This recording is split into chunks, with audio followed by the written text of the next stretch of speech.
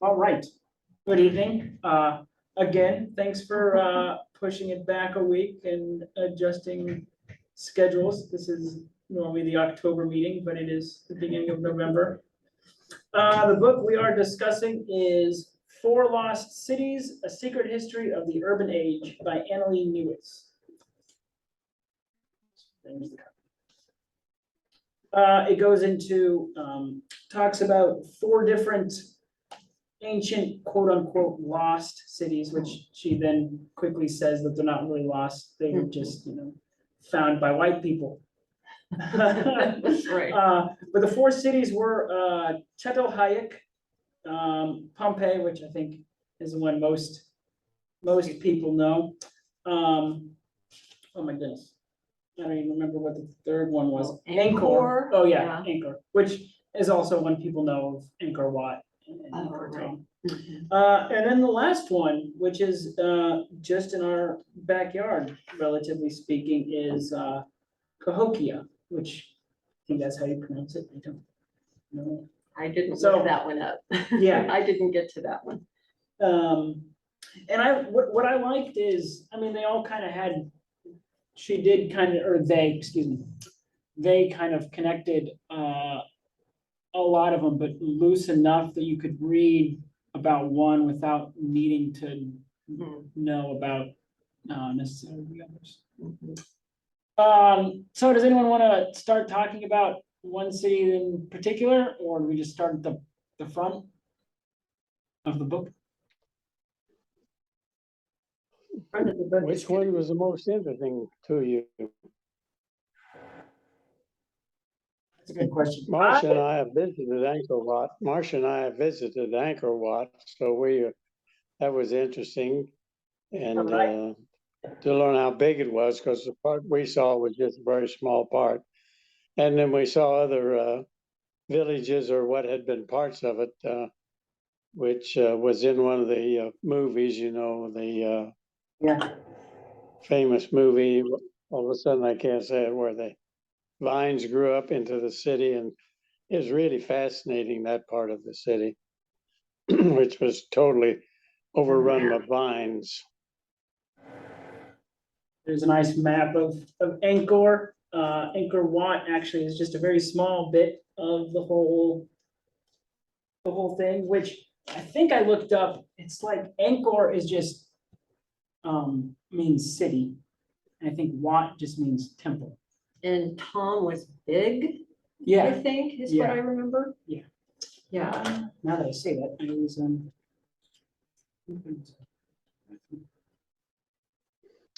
And Sarah and Dan York visited after we had been there, because we had told about it with Cambodia.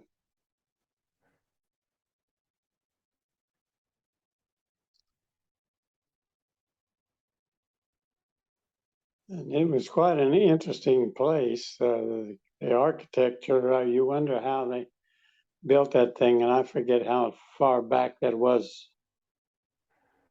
How many years ago was that? 1,200 years, 1,500.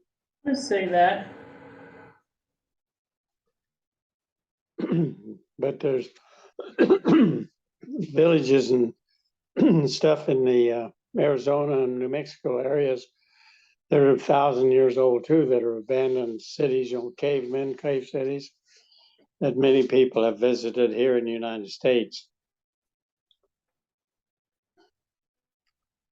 And the ones at St. Louis, that lost city was 8,000 or 9,000 years ago. The height of it, 10,000 years. And ancestors were part of the Indians that are still American Indians. It seemed to me that was I got out of that. Yeah, I didn't realize that. I thought that they were mostly, especially in the plains area, kind of in teepees and more nomadic. And I thought that the Native Americans that were more set were the ones on the shore that relied on the sea, and they could fish, and they didn't have to follow buffalo herds and that sort of thing. So yeah, a lot of reading on that. I think it was fascinating because it just changed my preconceived or, your public education elementary school, knowledge. So was that the oldest society then that was in this book? That is one that I didn't get to. I got to the I- first two. No, I think the first one The was first one considered was kind of one of the- Chateau Coyuk. Yeah, I think that, Marshall, are you on? Yeah, I'm on. I I'm don't just, see the picture. There you are. I'm there, Yeah. blurred, but here.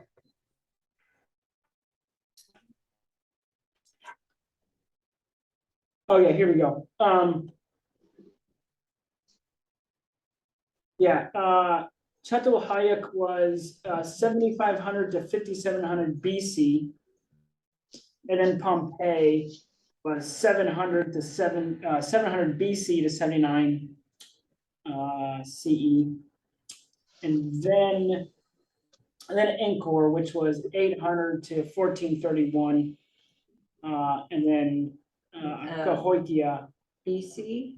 is 1050 to 1350. So they're the relatively newest. Okay. And those are before Common contemporary. Era? BC? No, those are Common Era. Common Era, okay. Yeah, Pompeii and Çatalhöyük were before Common Era. They're before Common Era. Pompeii, yeah, Mhm. 79. That very first city, which I can't pronounce the name, begin with a C again, was, thousands of years old, like 20, when that 10, 15, 20,000, what, look at that date on that again, Matt. It was I think- 7,500 years before Common Era, so another Right, it's like. another 2,000 years older than that. 8,000 years ago So or it's Yeah. about Yeah, 9,000. but it talked About about a the millennium climate ago. change, they were talking about the 8.2K. Being the amount of time ago, You can have it if you want, it's. climate change. Yeah, because there was an ice age, I think. and that kind of- Yeah, which was kind of, Brothers too, and there's another one of those. There's a full one in there.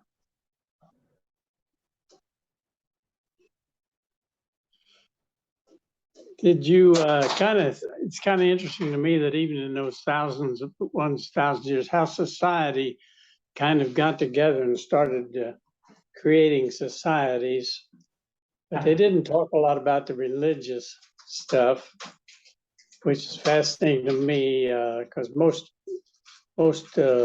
humans seem to end up with some type of religious faith. Of course, the ones we're most interested in is modern ones, other than the American Indians who worship the Great Spirit, which I've always felt like had a better understanding of who God is and what God really is just the Great Spirit inhabiting all of the creation, including the grass, the trees, the buffalo, the deer, the animals, the foxes, and everything, that they believed that. So I was kind of fascinated that the writer didn't talk much about their religions. And I guess the archaeologists have trouble finding that. Yeah, they mentioned, they just kind of touched on it at least with Angkor, with kind of a mix between Buddhist and Hindu and whatever king ruled kind of, and that's what's hard was that there was like two different lineages. One was started with a J and one started with an S, but like Okay. last 20 letters seem to be very similar. Like I can't remember what it was. And that kind of Remember that, switched back and forth. I think one lineage came from an out of town type. There was some Hindu and Buddhism. Yeah, in Cambodia, mostly Hindu and Buddha. And there was all kind of these Buddhas, every other shape and religion and size that you can imagine. Most of us figure the big fat one, but many of the Buddhas were skinny and emaciated kind of They were ascetic. statues and stuff. They had hundreds of them. Well, and it also talked about the different, they, Boy, City got just abandoned, you know, of course, the Aztecs down in South America. They just abandoned, they just disappeared. And is that because they started deforming societies and democracies and religious organizations that disagreed, like the United States right now? And the epilogue was the most important, interesting part of the book to me, the epilogue. I read it early, about halfway through the book. I thought, I wonder what this is about. And then read the rest of the book after that. oh, nice, yeah, I wasn't able to even finish it, so I have like 20 pages left of the main book and then the epilogue left, so. Well, just read the epilogue. I'll do it. Scan through that while we're talking. It's fascinating. I thought, we don't have the book anymore. Yeah, go ahead, What Marcia. was interesting to me is I wonder, I tried to put it in our time frame. If somebody come back and dug up, say, Lawrence, Kansas, what would they assume about us? And I thought, you know, if they dig up our house, it's going to be a whole lot different than if they dig up North Lawrence, or if they dig up Dolph Simon's house. Or how about Bill Self's house? Well, okay, let's use Bill Self. That's even better than Dolph Simon's. I don't know who that is. Dolph Simons was a Journal World Yeah. owner. Oh, okay. Yeah, His family started that. yeah. And, you know, when, 50 years ago when we were in Lawrence, I mean, they were big, they were. The outstanding citizens, the leading citizens.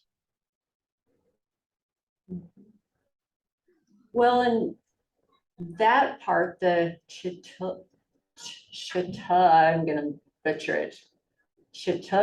Cook. So is our societies, are societies doomed to destroy themselves? Like the United States and Ukraine and Putin, and Well, but we're all trying, like, I think that's something, and I didn't read the epilogue, which basically made your whole point, but like the idea of maybe that's not doom, it's just it changes into something different, and it's not that they lost it, it's just that they morphed into something else that was different than what they left behind. And what they left behind wasn't working for them anymore. Right. It's kind of the way it sounded. when the decadence of Pompeii really kind of fascinated me, you know. It was taking care of the volcano, yeah. But people moved, people migrated it to another city and, dropped roots there. Mhm. So it's a thing of like, is the city the people, or is the city the ruins that they leave, right? So, Right.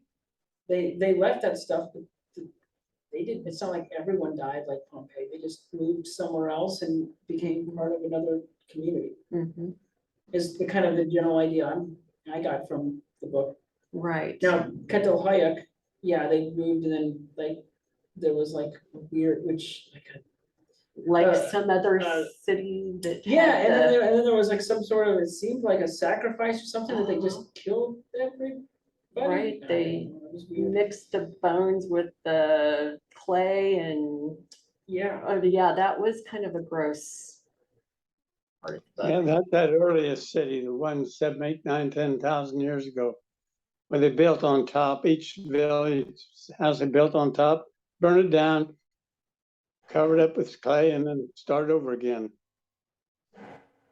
But yeah, and they talked about the What's two different- interesting, that so many of the archaeologists disagreed on why certain things happen.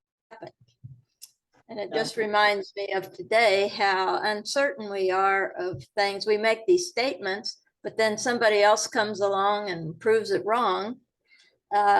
And that's, like they had further research or something like that. And so then they changed their attitude. But these archaeologists were always talking, well, my ways, I've got to interpret this right. And somebody said, no, you didn't interpret that right. Yeah, An interesting thing about Angkor Wat that, and she brought this out, I think, is if I remember correctly, the delta goes in from Vietnam clear up into Siem Reap. And that body of water changes, just like when we were in the Amazon. Was the Amazon? Yeah, where, like for 6 months of the year, the water was at a very high level, and 6 months of the year it was very low. And when you're there with, oh, here's sponges on a stalk that's feels like a rock, but it's really a live thing. But then when the water comes back in during this shift over, then you have the sponges swimming around and in the water. And I think the same thing happened at Angkor Wat, is that the water supply in there, because when we took our trip, it was at the time when the water was high. And so we sailed right in to where we needed to be, Siem Reap, in order to go to Angkor Wat. But sometimes on the tour, depending on the time of the year and the water level, they had to bus the people from another town all the way around to go to Siem Reap. So it's just interesting to me that the water supply probably had a lot to do with it.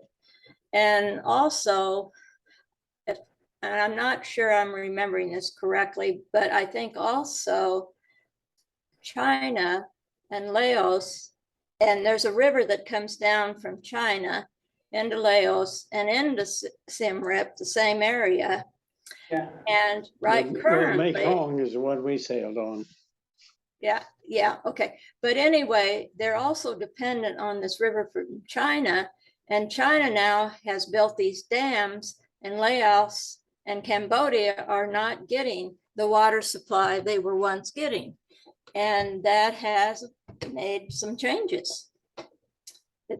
I always say unexpected consequences. We think we're so smart and we do such great things, and then we find out there's unexpected consequences. Yeah, Yeah.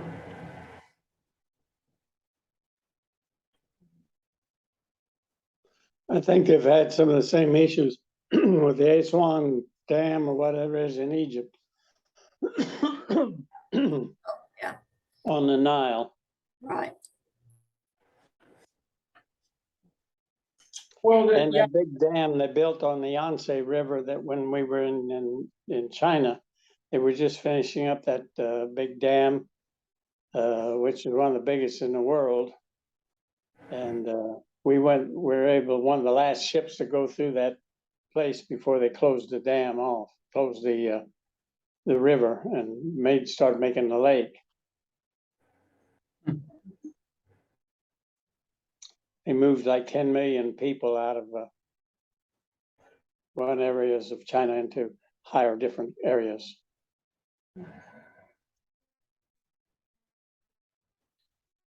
yeah, and well, and So mankind really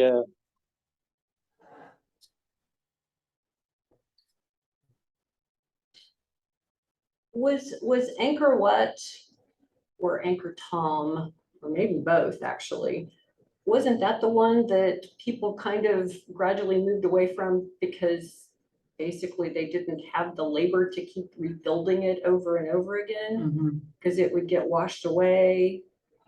I remember, I read that intro, I think. Well, Angkor Wat, as I remember, there was a moat. Wasn't it Angkor Wat that the moat was around? I think they well both around the temple. Huh? do. The big, huge temple that we went to, had a moat. But most of the Angkor Wat we saw had been supported by the little farmers all around for miles around in what's even Thailand and what's the other country there close next door to Thailand? Vietnam. At one time, that area was all one big landmass country, I think, if I recall it back in 2,000 or 3,000 years ago. Where was that, Chuck? Sorry. I didn't Well, I mean, where the farmers lived all around, and they supported the temple area, the Buddhist temple. It was supported by all these farms and little farmers around miles away, but and the weather had a big deal with it because the wet season and the dry season was a big deal for that, to learn to live in the wet and then when it got dry. We're going to have to learn that in the United States, learn to live in the dry. And when you think about it, the water shortage in Colorado, or the Colorado River flowing down to Arizona, in that area, California, that water is already mixing with seawater, I think, and dwindling. And of course, the lakes around there. Is it Mead Lake that is drying up? Yeah, number of cities are dry. Well, the Mississippi River is drying up, so the barges can't get up and down, and this is causing a big economic change here in the United States because of the farm produce, which of course the end of the big harvest season, and the barges loaded a lot of wheat and corn and beans that are stuck in elevators in the Midwest that can't get down to the shipping areas in New Orleans to be shipped to China and around the world. So who knows what the unexpected consequences are going to be from some of this climate change. But these cities that disappeared, part of it was climate. Whether you can say Pompeii was a climate deal, it was a disaster.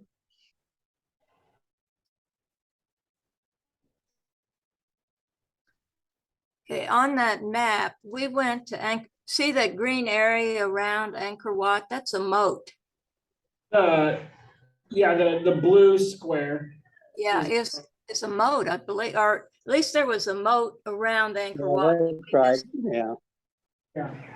Now, we visited that extensively, that area. Then we did go to Angkor Thom, and that we drove around with the bus, but they showed us several different things. And the thing I remember the most was they had a face, but it was all four directions. No matter which way you looked at it, you saw the same face on all four sides. And it probably has something to do with their religious beliefs. She may have even mentioned that in the book, but that was really interesting to me.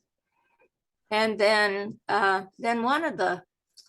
they had the Buddhas, but also they had would be the Hindu influence that had the seven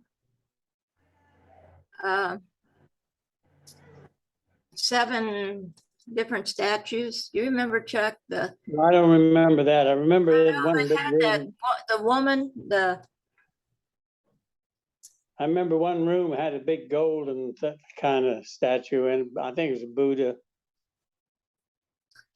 kind of a worship center in the temple, in that big temple. and of They course, had talked about it. And of course, the book, they didn't know how they really, discussion among the archaeologists even though that's more recent, it's only a couple thousand years ago.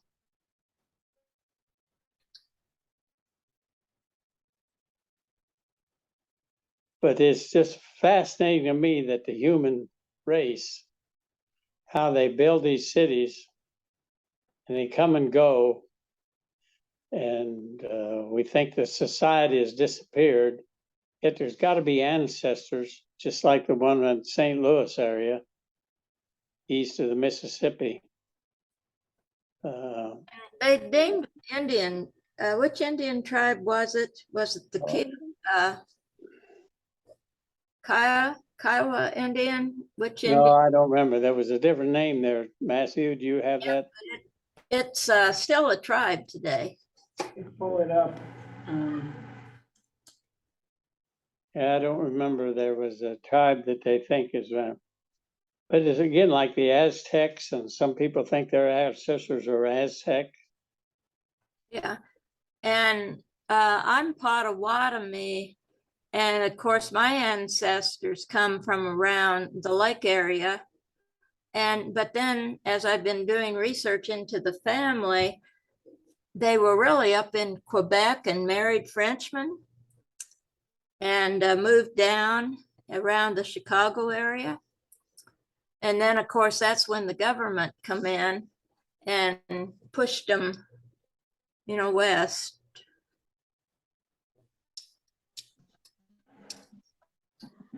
Here are somewhat modern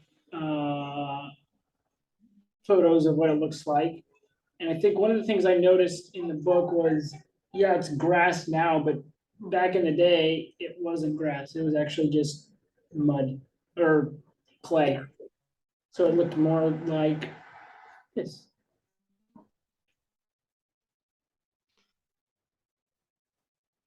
Well, I've never dug in. when I was Maybe the water came in and flooded them out. Who knows? And then they moved to that other mound because the one was kind of destroyed. I don't know.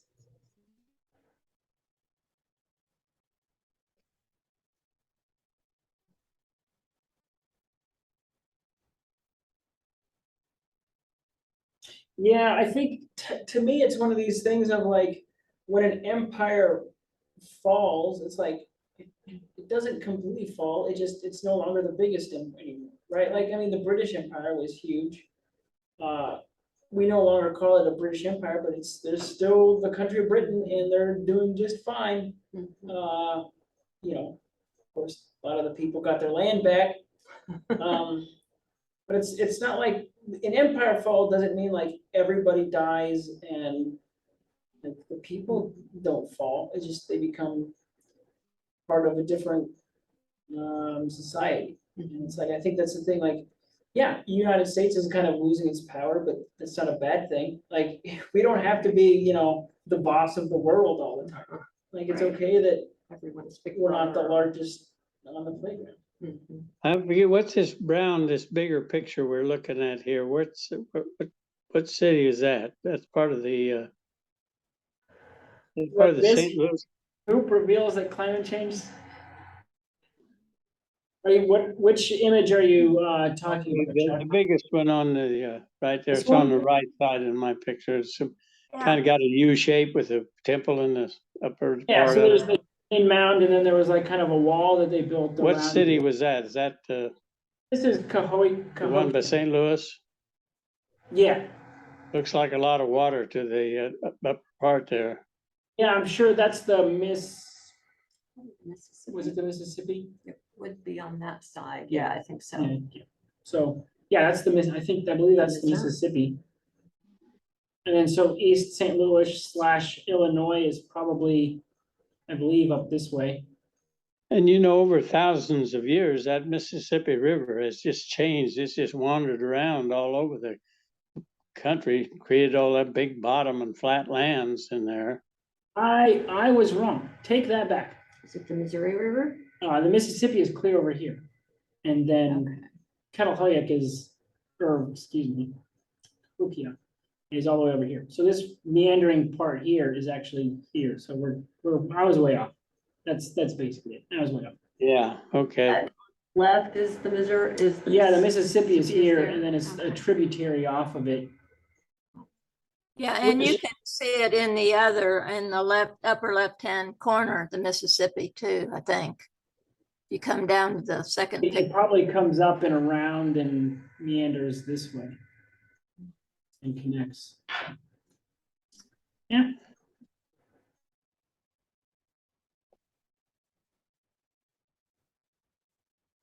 It's fascinating how climate and change and the environment can change so quickly. Oh, what have we got there? All these tools.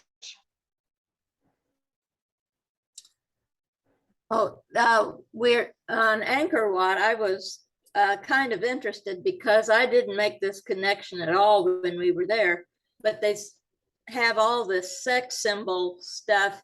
And then they said like all the towers and everything had at the top had a spear, a spear shape. But if we think about it, our own churches are made with steeples. So I thought that was interesting, but the archaeologists all give that that they were so concerned about sex all the time. Yeah. But when we were there, I did not pick up on that at all. I have to be. And then I went back and even looked at our pictures, and I still couldn't. I mean, I saw the steeples, but that's what they looked like to me, was a steeple. Yeah. But, with the religious, it could, if you knew the religion well enough, and I don't know that much about Hinduism or Buddhism, it might be there. I don't know. Yeah. But I thought that was fascinating. I mean, I mentioned it in the Çatalhöyük with a lot of the figures that they found, they thought was a pregnant woman, and it was fertility, and it wasn't. It was something else. The paintings on Pompeii, with the large phalluses, but it's not about sex. It's just about power, and like it just means something different. But we always attribute it to the same thing, 1950s purity culture. And, look at these people, that they were, primitive and savages and primal, and And that's what they thought about. and then we find out that that's not necessarily the case. Studying history is something of archaeologists say you got to be a special person to go dig in those things and look for those little indications of how they ate and lived, and material and traveled. It's fascinating to me. Yeah, well, it's an interesting, I think, science, but especially history, is you have to make, I don't remember the difference between inductive and deductive reasoning, but you have to make these like assumptions, Yeah, hypothesis, this is what this must mean, and then look into it. So you have to like make judgment calls.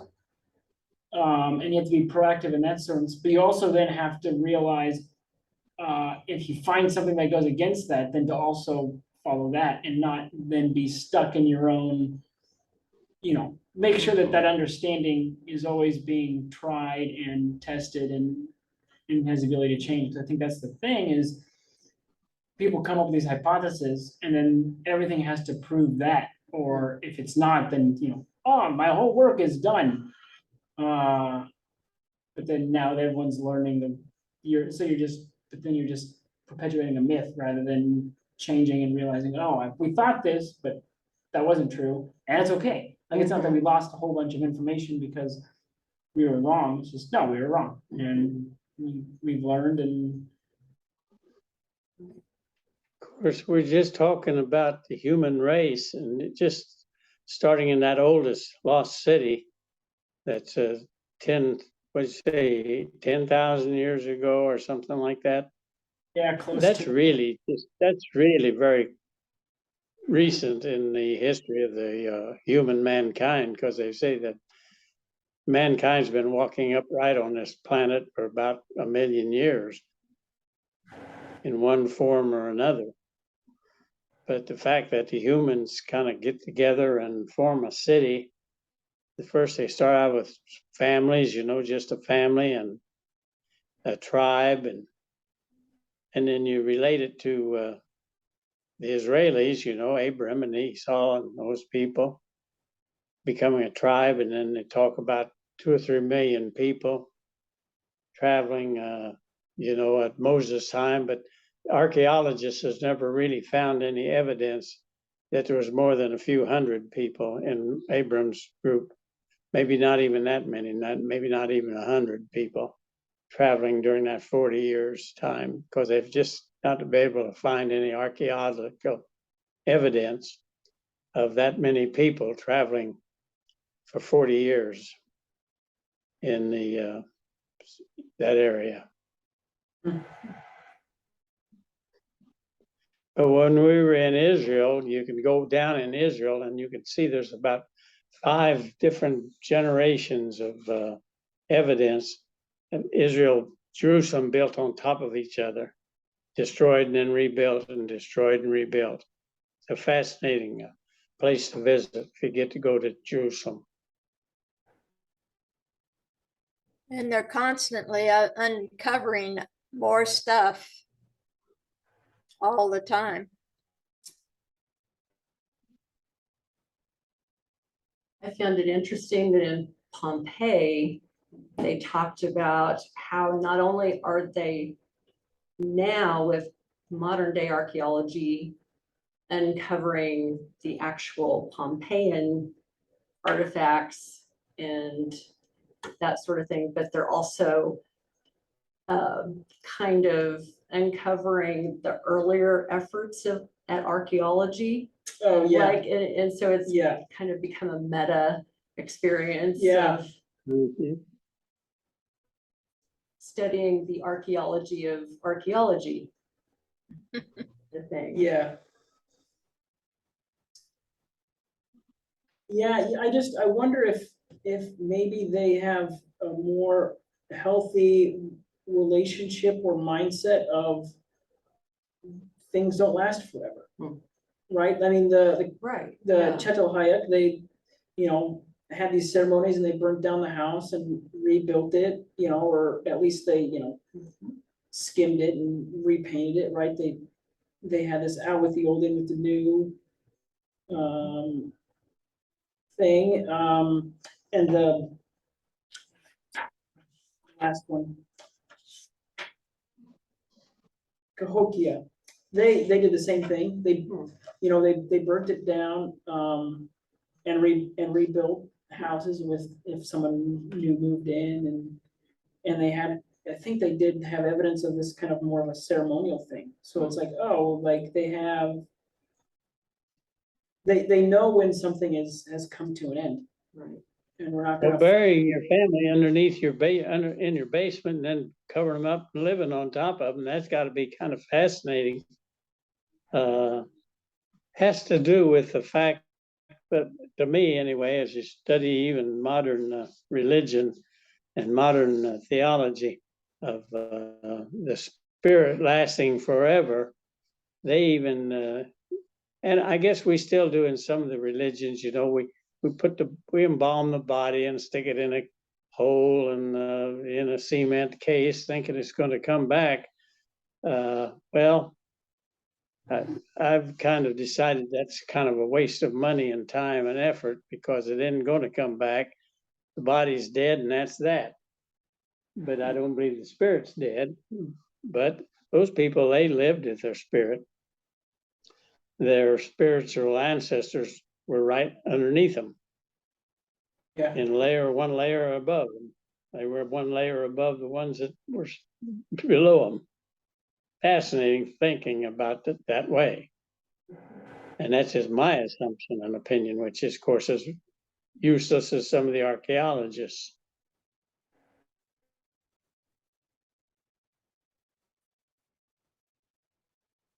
It's interesting that there were similar practices in 2 places that were like on opposite sides of the world from each other, too. Mm-hmm. That's right. So humans are related somehow spiritually around the world forever, maybe. Who knows? Is that the image we talk about, the image of God?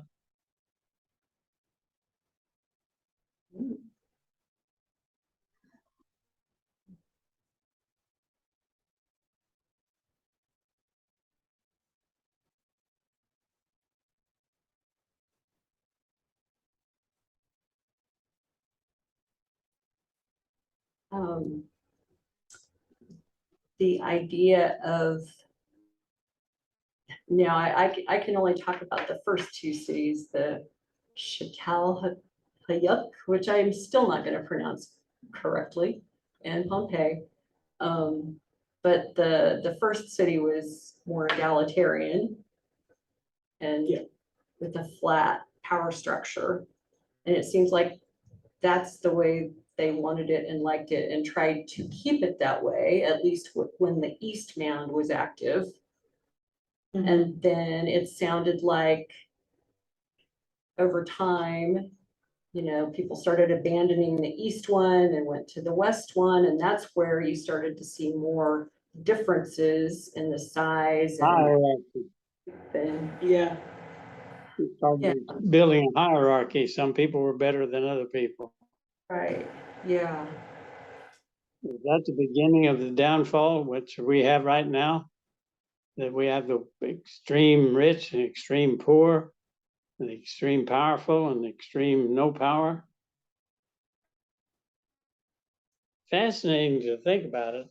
That's what the epilogue talked about. Mhm.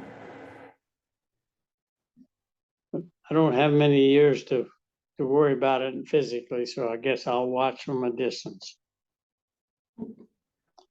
And I don't know about that either.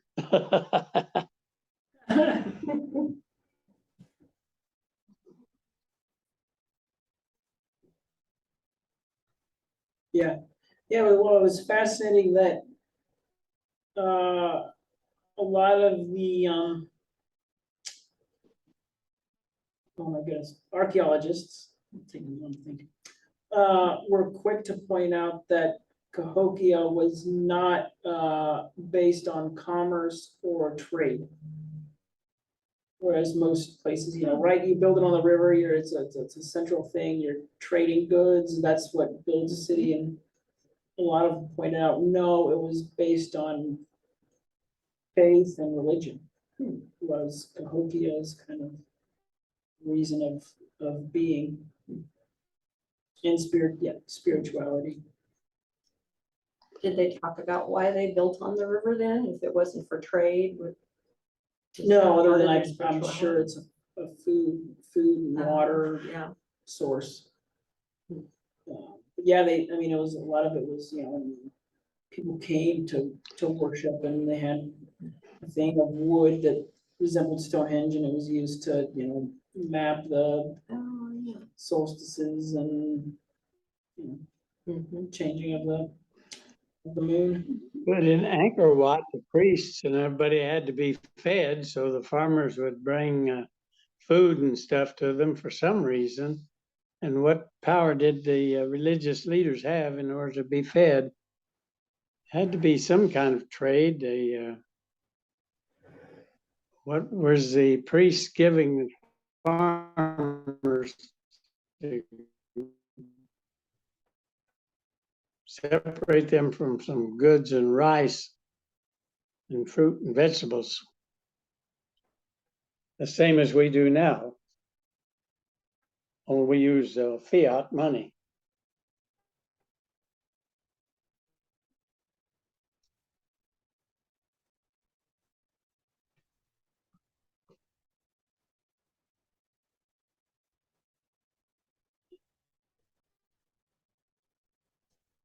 Yeah, I mean, it does kind of mention some of that, and it's like, but they only have what they, if we only find what they had, like, if they didn't have it, does it mean it wasn't important, or did they use something else to trade that you know, just Right. didn't last?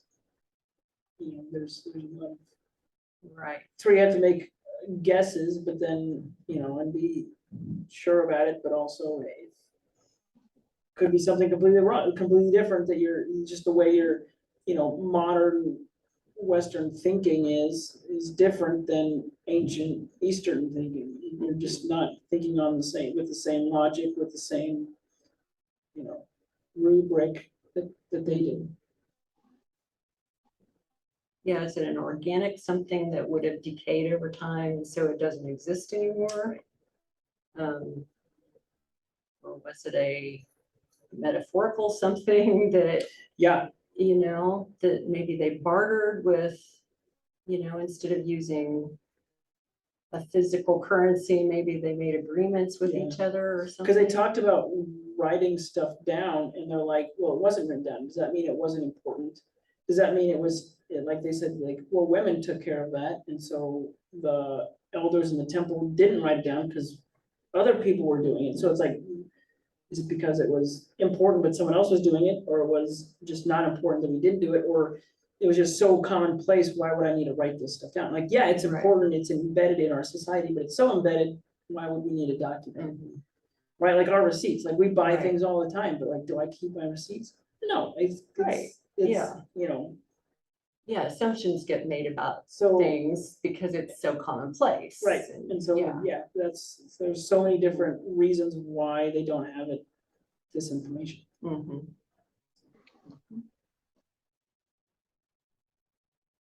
Yeah, it's a fascinating book. Yeah, it really was. Finish it now. Yeah. As with so many of these I'll books. try to. I've never seem to finish them. I don't know, it seems like maybe in the tribal, in a smaller community, you know, the self-preservation is most important. In other words, to preserve myself. But in a smaller group, family group, you need to preserve the family in order to preserve yourself. And the Yeah. bigger the family and the more families you grow in together until you've become a city, then the self-preservation group, well, my family needs to have a little more than that family across the street. And that becomes this system where we start having layers of capitalism. Yeah. Well, I think that's what kind of implied Angkor fell apart was, they get stuck in a cycle of the city needs people to build the, berets or the reservoirs to hold the water. Yeah, they needed more immigrants. But then the more people that come now, you need to build more reservoirs to feed and sustain the people coming in to build the stuff. So I think it became a feedback loop that it just didn't sustain And itself. then when the people started moving away, there wasn't enough people to maintain the reservoirs they'd built.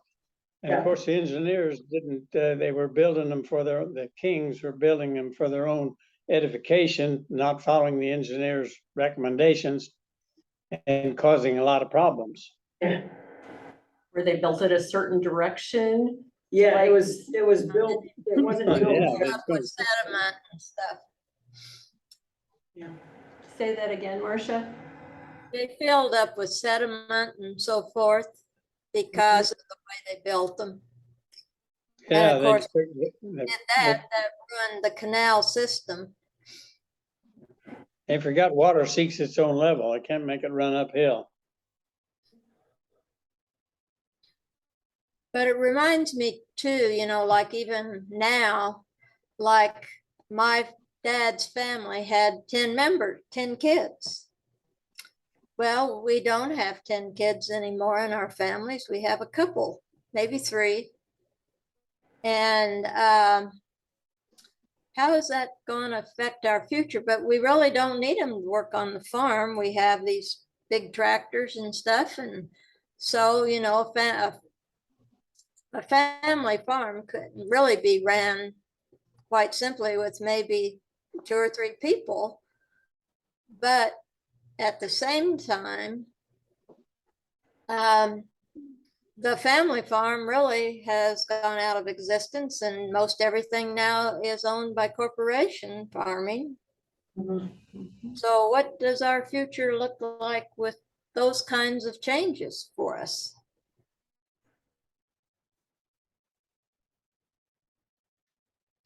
Well, yeah, I mean, there was a time when families had, you know, 10, 11 kids, partly because some of those kids might not survive, for one thing, you know, get so much disease and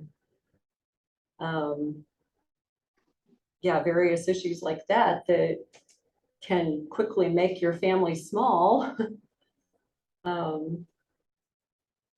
It seems like that might be part of it too. Not just like the number of workers that were needed, but if you're going to have a family or have, your genes are going to be carried on, you probably better have multiple children so that that is more certain. Yeah.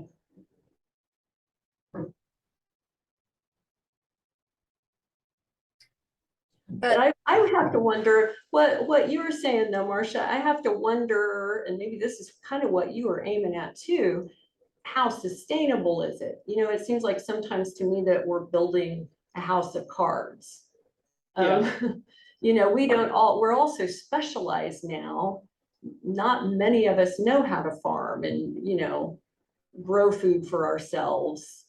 Well, that's what I was going to say. As a child, and I didn't live through the Depression, but my family did. But then I would have been considered from, a low middle class family, blue collar worker. My dad worked, but we also farmed.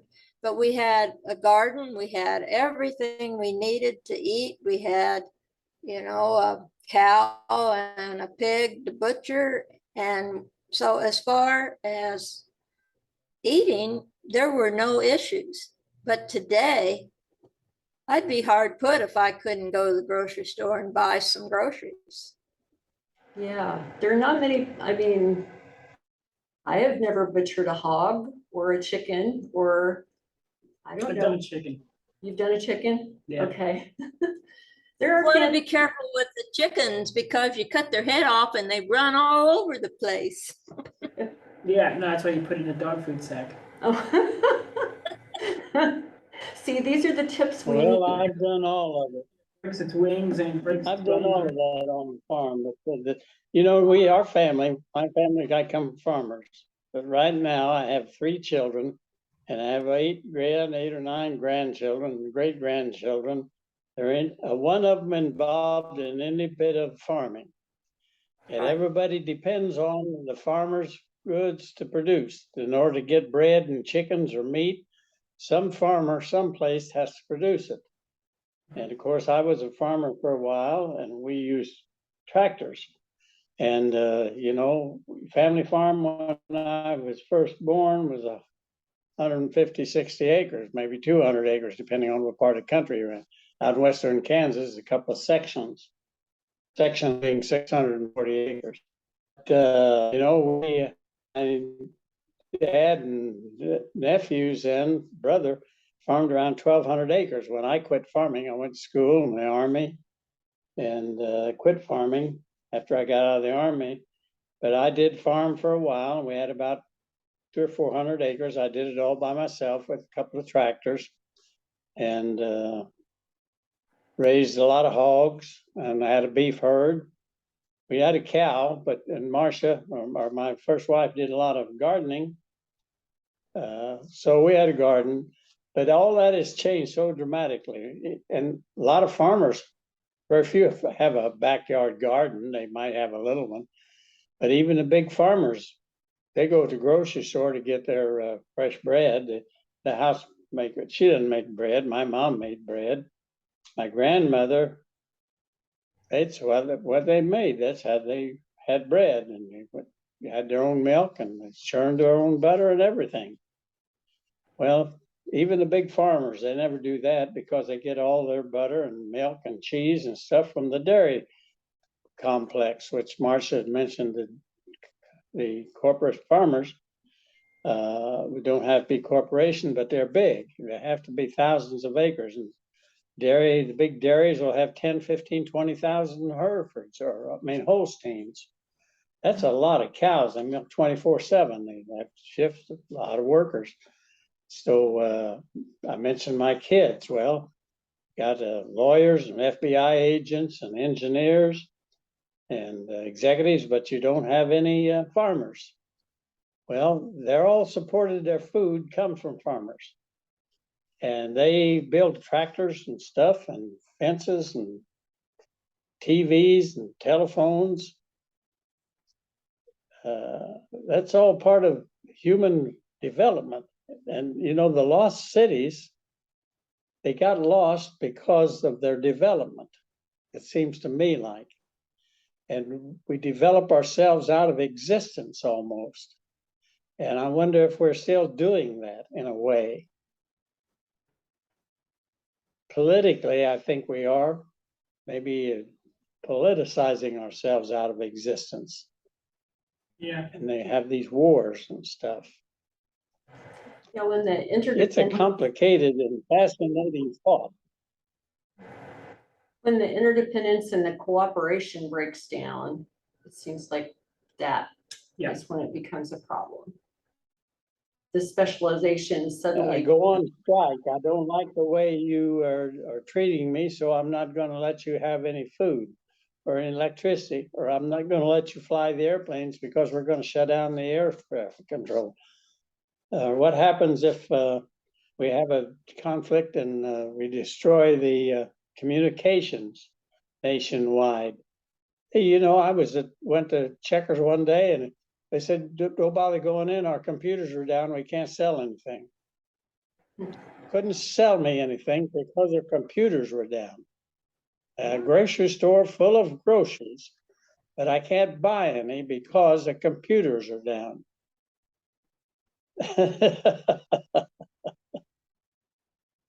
there's a lot of trust, I think, that you have to have in all of these systems to keep things functioning. And I wonder if that's how, you know, You have to have trust in the people who develop and run those systems.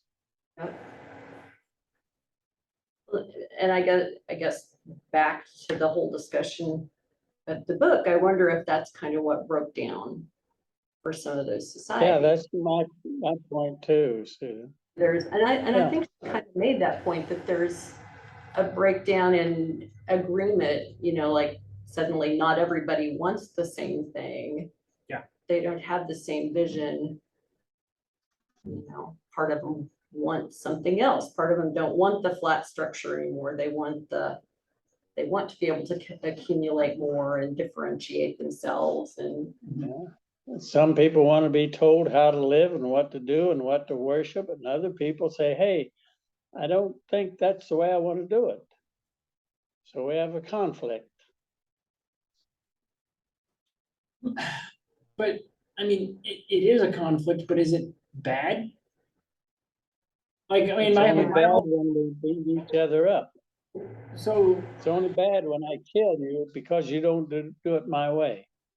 yeah, right. yeah, But true. But the idea of, you know, some of these cities changed, but it's like, is it bad that they moved from one city to, you know, for instance, like Oh, yeah. Chateau Hayek, Yeah. like, it's just an evolution. Yeah, it's Right, just not yeah. the same anymore. Like, but it Mhm. doesn't mean that, like, I mean, we kind of look at the lost city as, well, that means that the whole aim is to build a big city, but maybe that isn't. And it's okay that it's no longer a big city and it's a bunch of small ones because people decided to go their separate ways. Right, they But like- dispersed. But it's, yeah, They didn't but it's not like disappear, they they, dispersed. yeah, well, yeah, I mean, Yeah. they found a big, you know, mass burial site, but like, they don't know how it got there. Like, were Right, they killed for their own, against their own will, or was that just the culture of if someone dies, they put them in a pit and they have a ceremony? I can't remember Right. if there's, I don't think they really explained that, you know, they didn't say, well, were these enemies that came in and, you know, so they killed them, or were these their own people, or they didn't really explain that. but yeah, I think, Sorry. you know, as About war, did they? None of those cities were destroyed by war. Pompeii was by the earthquake, right? Yeah, But the other, they didn't talk about it being any war situations, did they? right, no, yeah, it wasn't like someone was conquered and, you know, they were all taken into slavery. Yeah. Which, you know, there are several places that has happened, Mhm. unfortunately. Well, that kind of happened to Pompeii before the volcano happened, right? With the Romans coming in and taking over the Yeah, Sam, what were they called? The Sam something. yeah, I it can't mentions remember that there this. was, there's a certain group of people that were, slaves or indentured Yeah. servants, which is kind of mentioned in all, except maybe, I didn't read too much of it into the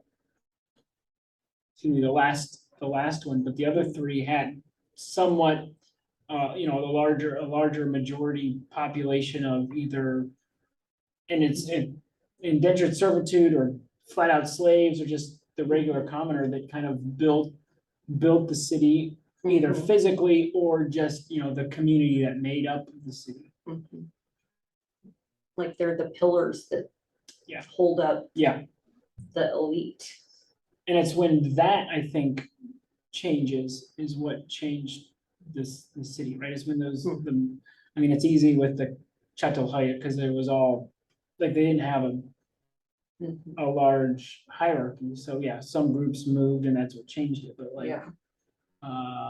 most of the people, actually it was saying in Pompeii, most of the people who survived were the either slave or indentured servants because they were out of the city, Right.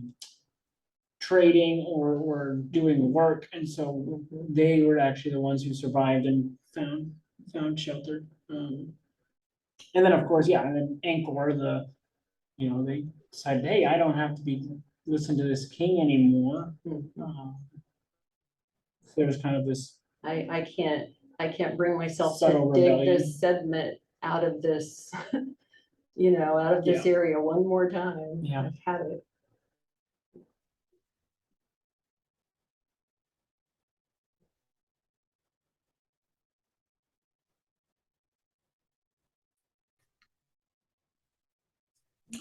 yeah. Well, we've been going for about an hour. Does anyone have any other final comments or wrap up?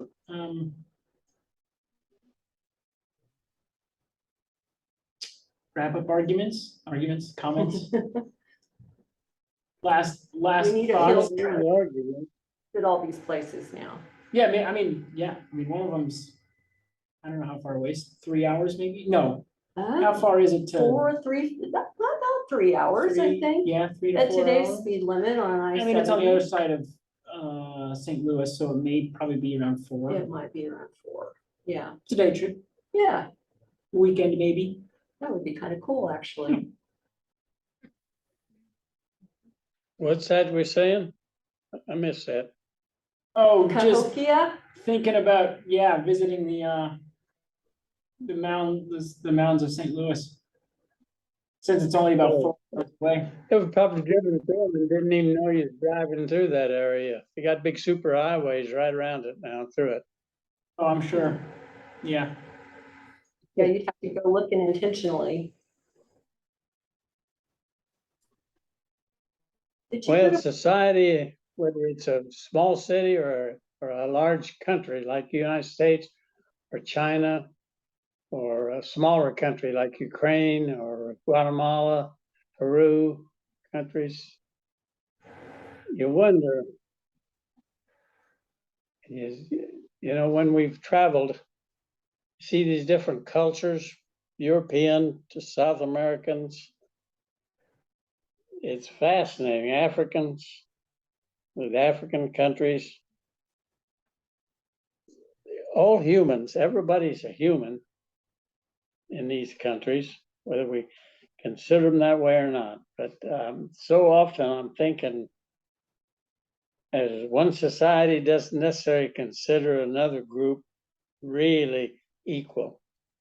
And we have create wars, whether it's the immigration problems or whether it's the Putin invading Ukraine or the United States invading Iraq or Afghanistan or interfering in trade.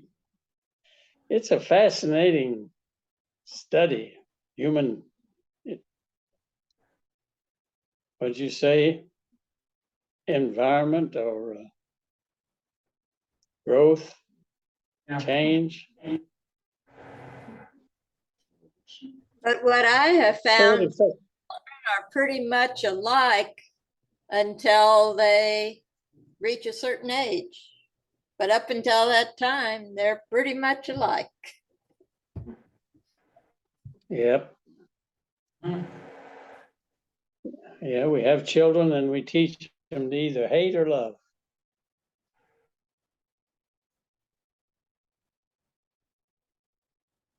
Well, thanks for running this thing, Matthew. Yeah, thanks for the conversation. So in 4 weeks, the last week of November, we will discuss the movie My Octopus Teacher. I think we'll still do showing the movie here at the church. That is on Sunday. I think that would be Thanksgiving weekend. It's the 27th. 27th. So if you're available, come. If not, I get it. It's a holiday weekend. But it is on Netflix. So if you have Netflix, you can access it there. It's pretty cool. I enjoyed it quite a bit. It's about What's the name of it? it's called My Octopus Teacher. It's about a guy who notices an octopus and then I think it's off of I want to say Australia or New Zealand. But he goes scuba diving or snorkeling, and he sees this octopus, and then he sees the same one again. And I can't remember how he noticed that it was the same one. But he then comes back to the same spot, I think over the course of a year, if not more, and just watches. So it's kind of this documentary of him always looking at this octopus and what it's doing and stuff. And so, right, this idea of this octopus is teaching this guy kind of what it means to be an octopus, but then also kind of what it means to be human. It's a fascinating documentary. So, yeah, so we will watch that or discuss it next time. Hopefully it's still on Netflix. It was as of last month. Now that it's November 2nd, they always switch it up, but I'm assuming it's still on there since it is in Amazon or it's a Netflix original. Okay. So I would Gotcha. assume that Oh, it's surely if it's an original, that would never leave That it would- Netflix. that it would always be on Netflix. I would think so. Or, yeah, or it was done by Netflix Productions, or they financed it, so it should still be on there. And it's relatively short, it's documentary, so it's usually it's about an hour and a half, maybe an hour. Yes, watch now on Netflix. Perfect. There you go. So we'll watch that, and then the last book, we'll switch that up. So the last book then we'll read in December. I can't remember what it's called. So I lost it off the top of my head. It has a weird ominous sound, but it seems kind of cool. And that will be the 28th. Is that right? That seems right. Yeah, that's the last Wednesday of December. Yeah, it's the forests of something. Wednesday. Yeah. All right. Thank you, everyone. Okay, thanks again. Bye, guys. Good night. Have a good rest of the week. You too. You too.